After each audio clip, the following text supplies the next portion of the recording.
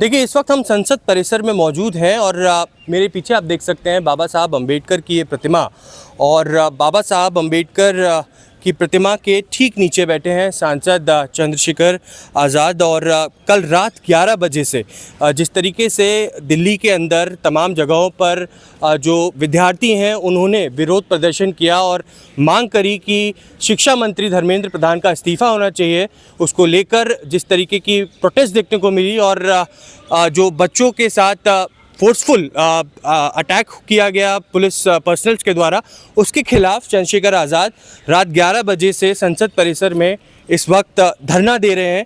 और चंद्रशेखर से बात करेंगे। सर, आप कल रात से ही संसद परिसर में यहाँ पर धरना दे रहे हैं।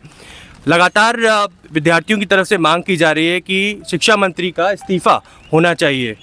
आपकी क्या मांग है एक सांसद के तौर पर, आप संसद के अंदर धरना दे रहे हैं? देखो, बात ये है भाई, हुकूमत की तानाशाही के खिलाफ नौजवानों ने बगावत की है। जब हम हाउस में आते हैं, सेशन शुरू होता है, तो हमारे सब सीनियर्स ये कहते हैं कि संवाद होना चाहिए। वो तब होगा जब हाउस चलेगा, हंगामे से नहीं बात होगी।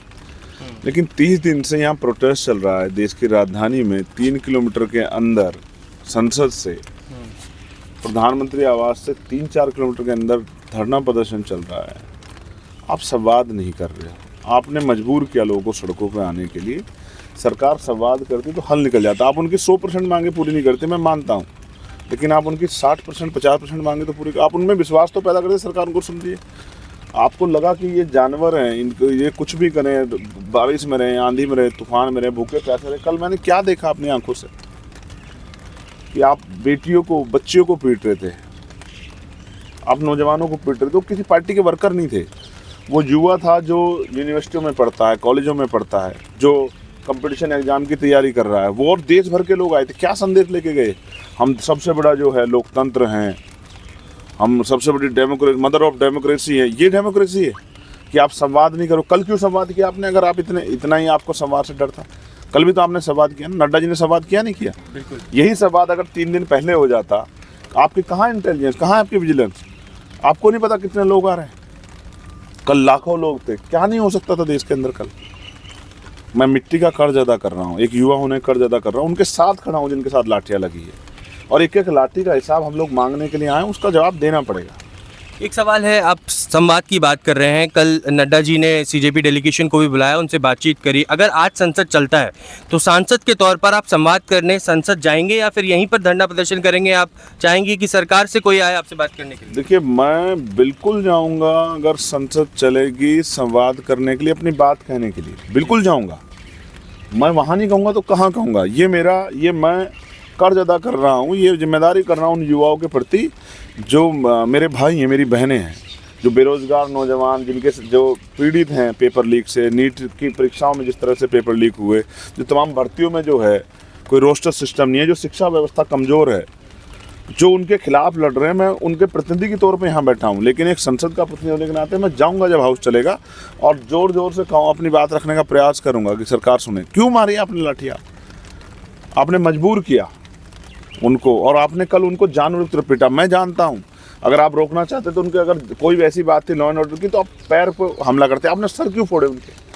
10 से 12 घंटे आपको यहाँ पर बैठे हुए अब होने वाले हैं।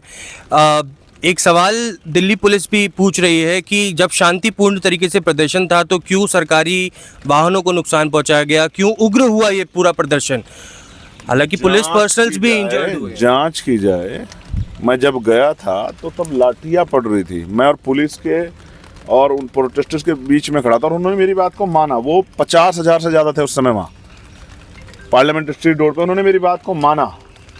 लेकिन आप भरोसा करो, कुछ पुलिस के साथ कुछ ऐसे भी लोग थे जो बिना वर्दी के थे, और वो लाठी चार्ज कर रहे थे, और वो लाठी पैरों पे नहीं चला, सर पे मार रहे थे। वो लोगों को उकसा रहे थे कि वो इस तरह का हिंसा करे। और मैं कह रहा हूँ, जहाँ भी हिंसा उसकी जाँच कराओ।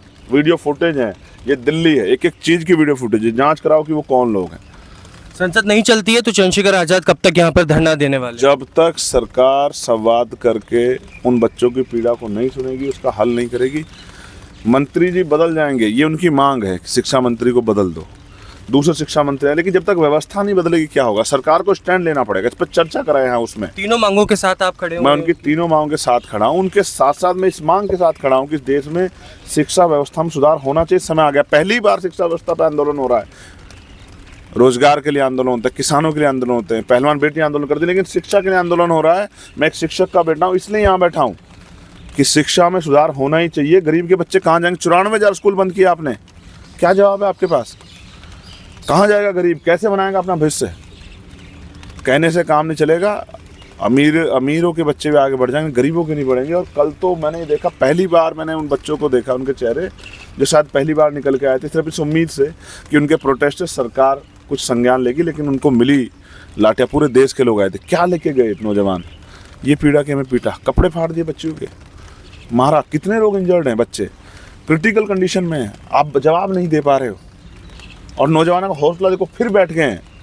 उनके समर्थन में बैठा हूँ, उनके लिए बैठा हूँ, उनका भाई बन के बैठा हूँ, उनका प्रतिनिधि बन के बैठा हूँ। और तब तक बैठा रहूँगा जब तक सरकार संवाद नहीं करेगी, उनकी बात को मानेगी नहीं, रास्ता नहीं निकालेगी। तो सड़क पर प्रदर्शन हो रहा है, संसद के अंदर धरना प्रदर्शन चंद्रशेखर आज़ाद कर रहे हैं। पिछली रात से यहाँ पर बैठे हुए हैं। दिल्ली के अंदर बारिश भी रात भर हुई, सुबह भी हुई, लेकिन इस वक्त चंद्रशेखर आज़ाद यहाँ पर कह रहे हैं कि वो लगातार अपनी आवाज़ बुलंद करते रहेंगे और उन बच्चों का समर्थन करते रहेंगे जो सड़कों पर मांग कर रहे हैं कि शिक्षा मंत्री बदले जाएँ। बाबा साहब अम्बेडकर की स्टैच्यू के ठीक नीचे चंद्रशेखर आज़ाद का धरना प्रदर्शन संसद के अंदर जारी है।